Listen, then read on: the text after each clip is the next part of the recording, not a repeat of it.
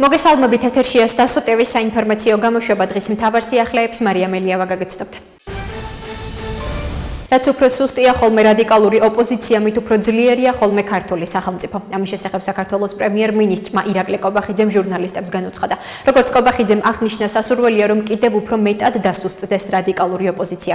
კარგია შიდა დაპირისპირება, ეს არის მათი სისუსტის გამოვლინება, რაც უფრო სუსტია, ხოლმე რადიკალური ოპოზიცია, მით უფრო ძლიერია ხოლმე ქართული სახელმწიფო. შესაბამისად, სასურველია კიდევ უფრო მეტად დასუსტდეს რადიკალური ოპოზიცია. ეს პირდაპირ პროპორციულად განაპირობებს ჩვენი სახელმწიფო ინტერესების გაძლიერებას. განაცხადა ირაკლი კობახიძემ.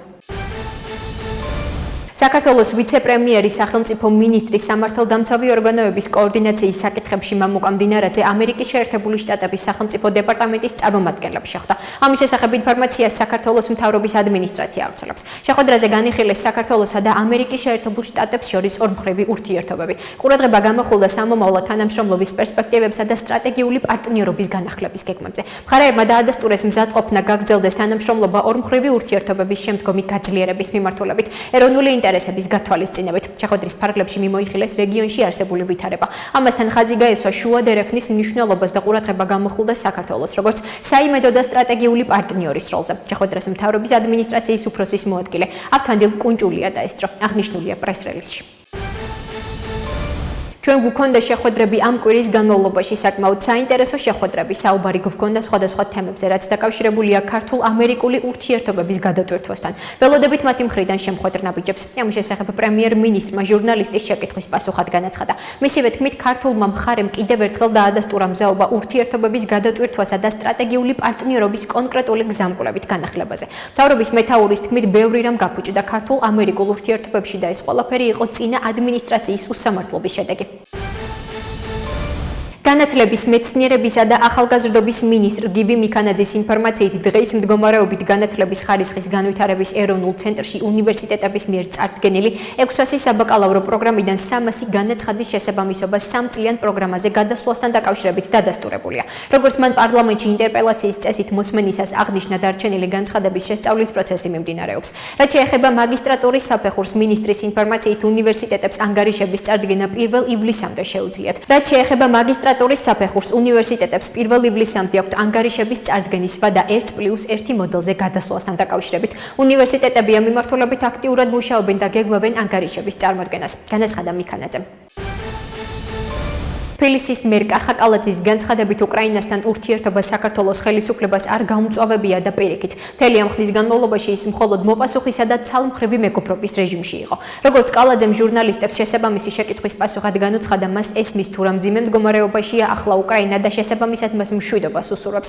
ამიტომ ის განცხადებები და ზოგიერთ შემთხვევაში კონკრეტული ქმედებები გადადგმული ნაბიჯები, რაც გამოიხატებოდა საქართველოსთან მიმართებით, იყო გულდასაწყვეტი. თუმცა ისიც კარგად გვესმის, რამდენად მძიმე მდგომარეობაშია უკრაინა თუ რა პროცესები მიდის, ამიტომ მინდა უკრაინელ ხალხს პირველ რიგში მშვიდობა ვუსურვო, განაცხადა კახა კალაძემ. ჩვენს ამერიკელ პარტნიორებს ესმით ამ ქვეყანაში შექმნილი რეალობა და აფასებენ ქართველი ხალხის ბრძოლას. ყველა ხედავს, რომ ქართველი ხალხი აპირებს ბრძოლას გამარჯვებისთვის. ჩვენ ამერიკელ პარტნიორებს ესმით ამ ქვეყანაში შექმნილი რეალობა და აფასებენ ქართველი ხალხის ბრძოლას. ამის შესახებ კოალიცია ცვლილებისთვის ერთ-ერთმა ლიდერმა გიგა ლემონჯავამ ამერიკის შეერთებული შტატების სახელმწიფო დეპარტამენტის დელეგაციასთან შეხვედრის დასრულების შემდეგ განაცხადა. მისი თქმით, მნიშვნელოვანია, რომ საერთაშორისო წნეხი ხელისუფლებაზე გაიზარდოს, რათა პოლიტიკური პატიმრები გათავისუფლდნენ, რომ გაუქმდეს დრაკონული კანონები და დაინიშნოს ახალი საპარლამენტო არჩევნები. აშშ სახელმწიფოს აქვს ტრადიციული ინტერესები რეგიონში, ეს არის სტრატეგიული ინტერესების თანხმედრა საქართველოსა და ამერიკის შეერთებულ შტატებს შორის და ეს გულისხმობს იმას, რომ ჩვენ მივესალმებით ამერიკულ ინვესტიციებს საქართველოში, ამერიკის გაზრდილ გავლენას შავი ზღვის რეგიონში, განაცხადა გიგა ლემონჯავამ. ანტიამერიკული ქართული ოცნების რეჟიმი მოჩვენებით კონსერვატიზმს ავლენს მაშინ, როცა იმ რეჟიმის მთავარი მოკავშირეა, რომელიც აცხადებს სიკვდილი ისრაელს, სიკვდილი ამერიკას. ამერიკელი კონგრესმენი ჯო უილსონი საქართველოს შესახებ გამოქვეყნებულ ვაშინგტონ პოსტის სარედაქციო სტატიას ეხმაურება. ცნობისთვის, ვაშინგტონ პოსტმა სარედაქციო სტატია გამოაქვეყნა სათაურით. აშშ-ის ყოფილი მოკავშირე ირანის ორბიტაზე ხვდება. სტატიაში წერია, რომ საქართველოს სულ უფრო მეტად ავტორიტარული მთავრობა საფრთხეს უქმნის ტრამპის კავკასიის სტრატეგიას. სტატიაში ამერიკის შეერთებული შტატების სახელმწიფო მდივნის მარკო რუბიოს სომხეთში ვიზიტია ყურადღება გამოხვილებული, რაც იმაზე მეუთითებს, თუ რამდენად სერიოზულად განიხილავს თეთრი სახლის სამხრეთ კავკასიას.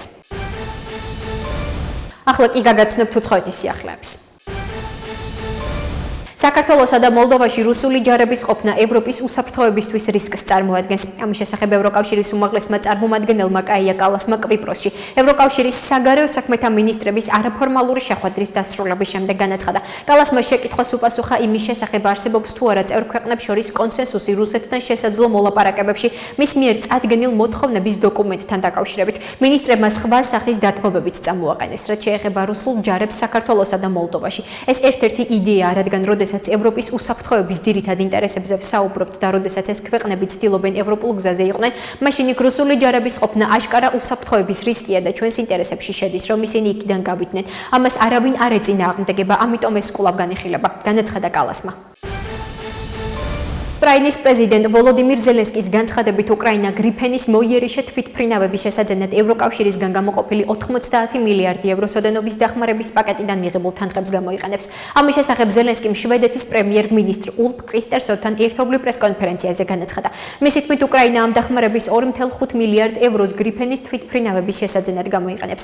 ზელენსკის განმარტებით გრიფენების სასარგებლო იქნება უკრაინისთვის, რადგან ქვეყანას უწევს წინააღმდეგობის გაწევა სხვადასხვა იარაღის, რაკეტების, დრონების, საჰაერო ბომბებისთვის, რომელსაც რუსეთი იყენებს. უკრაინის პრეზიდენტის თქმით, გრიფენები ხელს შეუწყობს რუსული თვითმფრინავების მოგერიებას და მათთვის საჰაერო ბომბების გამოყენებას გაართულებს. რუსეთმა უკრაინის გადაწყვეტილების მიმღებ ცენტრებზე რუსეთის სამხედრო დარტყმებთან დაკავშირებით შეერთებულ შტატებს შესაბამისი არხებით ურჩია კიევი დაეტოვებინა. ამის შესახებ რუსეთის პრეზიდენტის თანაშემწემ იური უშაკოვმა განაცხადა. ჩვენ ამ საკითხთან დაკავშირებით განცხადება გავაკეთეთ და ჩვენი რეკომენდაცია შესაბამისი არხებით გადაეცა ამერიკელებს, განუცხადა უშაკოვმა ჟურნალისტებს. მისივე განცხადებით რუსეთის გაფრთხილებაზე შეერთებულ შტატებს ჯერჯერობით არ უპასუხია. რუსეთის პრეზიდენტ ვლადიმერ პუტინის განცხადებით რუსეთსა და ყაზახეთს შორის ურთიერთობები კონსტრუქციული ურთიერთთანამშრომლობის მოდელს წარმოადგენს. საერთაშორისო ურთიერთობებში კონსტრუქციული ურთიერთთანამშრომლობის მოდელს წარმოადგენს ჩვენი ერთობლივი მუშაობა ევრაზიულ ეკონომიკურ საზოგადოებაში, კოლექტიური უსაფრთხოების ხელშეკრულების ორგანიზაციაში, დამოუკიდებელ სახელმწიფოთა თანამეგობრობაში, შანხაის თანამშრომლობის ორგანიზაციაში, გაეროსა და კასპიის ხუთეულში რუსეთ-ცენტრალური აზიის ფორმატში. განაცხადა პუტინმა ყაზახეთის პრეზიდენტთან მოლაპარაკებების დროს. ამასთან მისი თქმით, რუსეთსა და ყაზახეთს შორის სამხედრო თანამშრომლობა რეგიონში სტაბილურობისა და უსაფრთხოების განმტკიცებას უწყობს ხელს. სამხედრო თანამშრომლობა გრძელდება და ეს რეგიონში სტაბილურობისა და უსაფრთხოების განმტკიცების სერიოზული ფაქტორია, განაცხადა პუტინმა.